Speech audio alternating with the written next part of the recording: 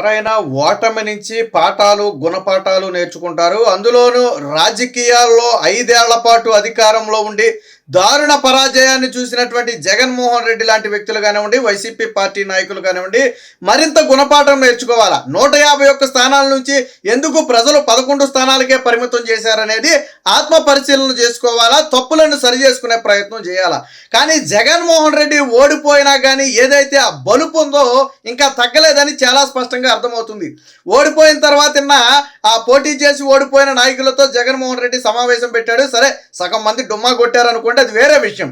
అయితే నిన్న మాట్లాడుతూ వచ్చే ఎన్నికల్లో తెలుగుదేశం పార్టీ సింగిల్ డిజిట్కే పరిమితం అవుద్ది, దేశంలో ఏ రాజకీయ నాయుడు చేయనంత సంక్షేమం మనం చేశాం, ఏదో జరిగింది కానీ ఆధారాలు లేవని చెప్పి మళ్ళీ ఈవీఎంల మీద పడి ఏడ్పించా. ఇప్పుడు ప్రభుత్వం ఇంకా పాలనే ప్రారంభించలేదు, అప్పుడే వచ్చే ఎన్నికల్లో సింగిల్ డిజిట్ అని చెప్తున్నాడు.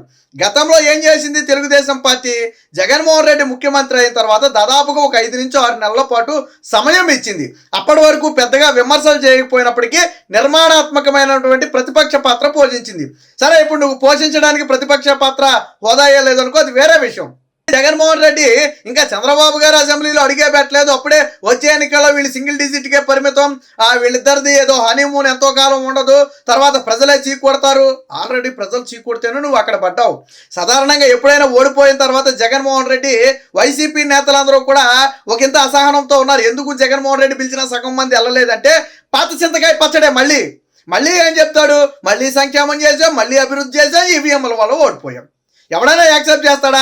వేల ఎంపీగా పోటీ చేసినటువంటి రాపాక వరప్రసాదే చెప్తున్నాడు, ఓటమికి ఈవీఎంలకి సంబంధం లేదు, ఖచ్చితంగా ఇది ప్రజా ఆగ్రహం, ఖచ్చితంగా దీన్ని అర్థం చేసుకోవాలని చెప్పి వాళ్ళ నాయకులు చెప్తుంటే, అబ్బాయి ప్రజాగ్రహం ఏమీ లేదు, ప్రజలు నా మీద విపరీతమైన ప్రేమతో ఉన్నారు, కాకపోతే ఈవీఎంల వల్ల ఓడిపోయామని చెప్పి మళ్ళీ అదే చెప్తుంటే వైసీపీ నేతలు కూడా అసంతృప్తి. ఈయన ఓడిపోయిన గెలిచినప్పుడు ఆయన అధికారంలో ఉన్నప్పుడు ఎలాగే మమ్మల్ని పిలవలా, మాతో మాట్లాడా.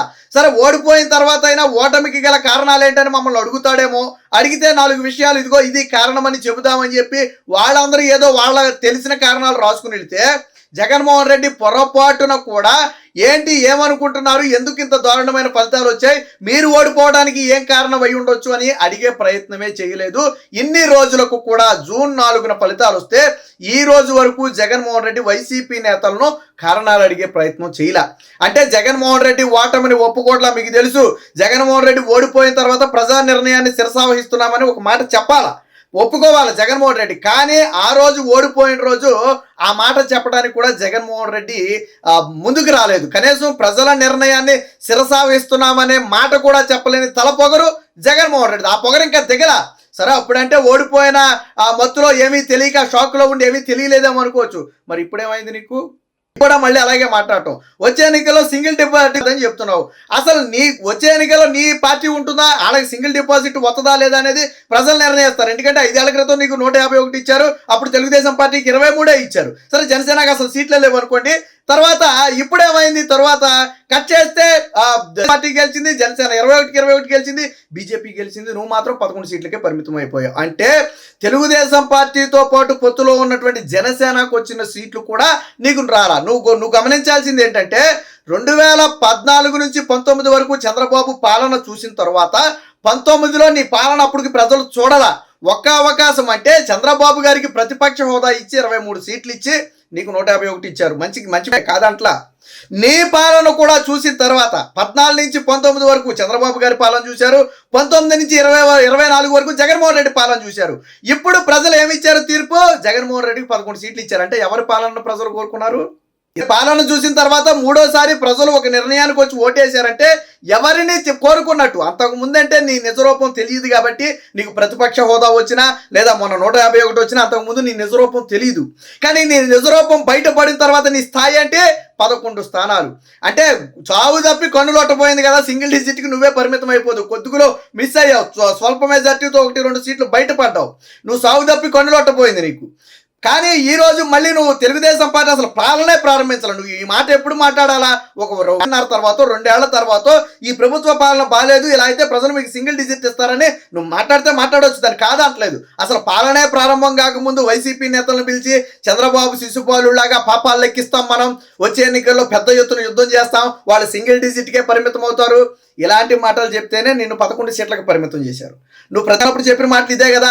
చంద్రబాబు నాయుడు తప్పు చేశాడు, చంద్రబాబు నాయుడు దుర్మార్గుడు, చంద్రబాబు నాయుడు మోసగాడు, పవన్ కళ్యాణ్ నమ్మొద్దు, ప్యాకేజీ స్టార్, ఈ మాటలు చెప్తేనే నిన్నేం చేశారు? అవన్నీ మాకు తెలిసిలే కానీ నువ్వు అన్నీ మూసుకుని మూలండి అని చెప్పి 11 సీట్లకు పరిమితం చేస్తే తప్పు ఎక్కడ జరిగిందో ఆత్మ పరిశీలన చేసుకోవడం మానేసి ఈరోజు మళ్ళీ తెలుగుదేశం పార్టీ మీద నిందలేసే ప్రయత్నం చేయటం. ఖచ్చితంగా జగన్మోహన్ రెడ్డి ఆత్మ పరిశీలన చేసుకోవాలా, వైసీపీ నేతలు కూడా ఆత్మ పరిశీలన చేసుకోవాలా.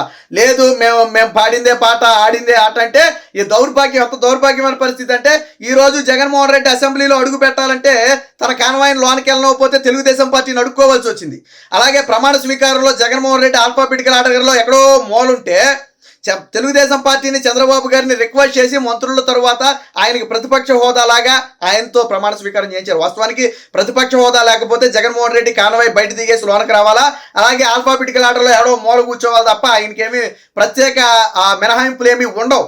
కానీ వాళ్ళు అడుక్కున్నారు ఈరోజు తెలుగుదేశం పార్టీ కాళ్ళ మీద పడి, అయ్యా జగన్మోహన్ రెడ్డి కారుని ఒక్కరోజుకి అసెంబ్లీలోకి వెళ్ళవండి, జగన్మోహన్ రెడ్డి గారిని ఒక్కరోజుకి కొద్దిగా మంత్రుల ప్రమాణ స్వీకారం అవగానే కొద్దిగా ముందు పిలవండి, ఎందుకంటే ఆయన అవమాన భారంతో చచ్చిపోయేలాగా ఉన్నాడు, అవమాన భారాన్ని ఇప్పటికే తట్టుకోలేకపోతున్నాడు, ఓటమి భారంతో చచ్చిపోయిన పాముని ఇంకెంత చంపుతారు, కాబట్టి మాకు వెలుసుబాటు కల్పించండి అని చెప్పి ఆ వైసీపీ నేతలందరూ కూడా పయ్యావుల కేశవకు విన్నవిస్తే, పయ్యావుల కేశవ చంద్రబాబు గారిని అడిగితే చంద్రబాబు గారి పెద్ద మనసు చేసుకుని సరే పోనే ఎలాగా సచిన పవన్ మనం ఎందుకులే ఇంకా చంపడం ఎటో జావనేమని చెప్తే ఎప్పుడు అసెంబ్లీలో కారు రానిచ్చారు. అలాగే ఈ రోజు మంత్రుల తర్వాత ప్రమాణ స్వీకారం చేయించారు. లేకపోతే ఆల్ఫాబెటికల్ ఆర్డర్లో ఎక్కడో కౌన్కిస్గా గొట్టంగాళ్ళగా ఎక్కడో ప్రమాణ స్వీకారం చేసి వెళ్ళిపోవాల్సినటువంటి వ్యక్తి నువ్వు. ఆ రోజు చంద్రబాబు గారిని ఎంత దారుణంగా అవమానించావో ఈ రోజు అంత దారుణంగా నువ్వు అవమానయ్యావు. ఇంకా చంద్రబాబు గారు పెద్ద మనసు చేసుకున్నాడు కాబట్టి సరిపోయింది, కానీ లేకపోతే అసెంబ్లీ బయట నుంచి నిన్ను నడిపించి తీసుకొచ్చి అందరితో పాటు నిన్ను ప్రమాణ స్వీకారం చేయించి అందరితో పాటు నేను తీసుకెళ్ళాడో మూల కూర్చోబెడితే నువ్వేంటో, నీ బ్రతికేంటో, నీ స్థాయి ఏంటో అప్పుడు నీకు అర్థమయ్యేది.